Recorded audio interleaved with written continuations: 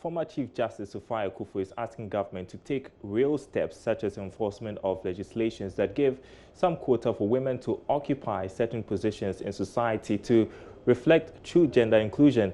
The former Chief Justice made the call at a conference organized by MTN Ghana to celebrate this year's International Women's Day. Generation Equality, Realizing Women's Rights is the theme for this year's International Women's Day. The celebration also marked the 25th anniversary of the World Conference on Women and adoption of the Beijing Declaration and Platform for Action. The declaration provides a roadmap for the empowerment of women and girls globally. Speaking at an event organized by MTN to mark the International Women's Day celebration, former Chief Justice Sophia Akufo said more concrete steps must be taken to ensure gender parity at the top levels. If you look at the proportionality, the proportion in Parliament, the proportion in corporate life, at the higher levels, we're not doing too well. But in the middle, we're not doing too badly.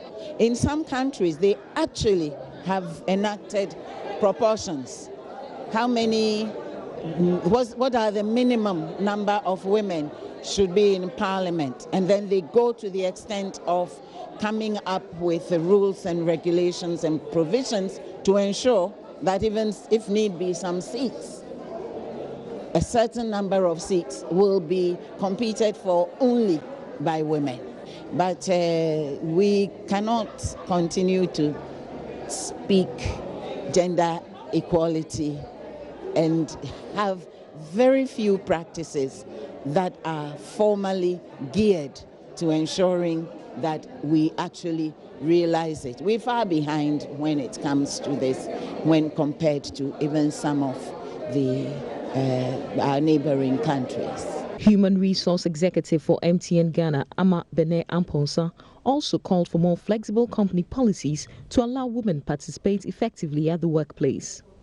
And most women in the workplace are struggling. You know, they come in with young children. They come in, some, especially in the age brackets that you find around now, most of them are even taking care of elderly parents, etc.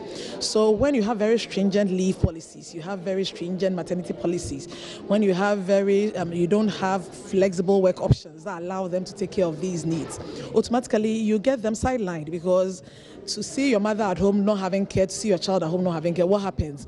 Your husband is the one who is even going to tell you that stay at home and let me go to work and bring some money home. So you start disadvantaging the women even at that level. So we should look at workplace accommodation practices that allow women to show up at work, be at work, contribute at work, not get discriminated at work, and have the same equal opportunities as men. For Joy Business, Sheila Tamaklo reporting.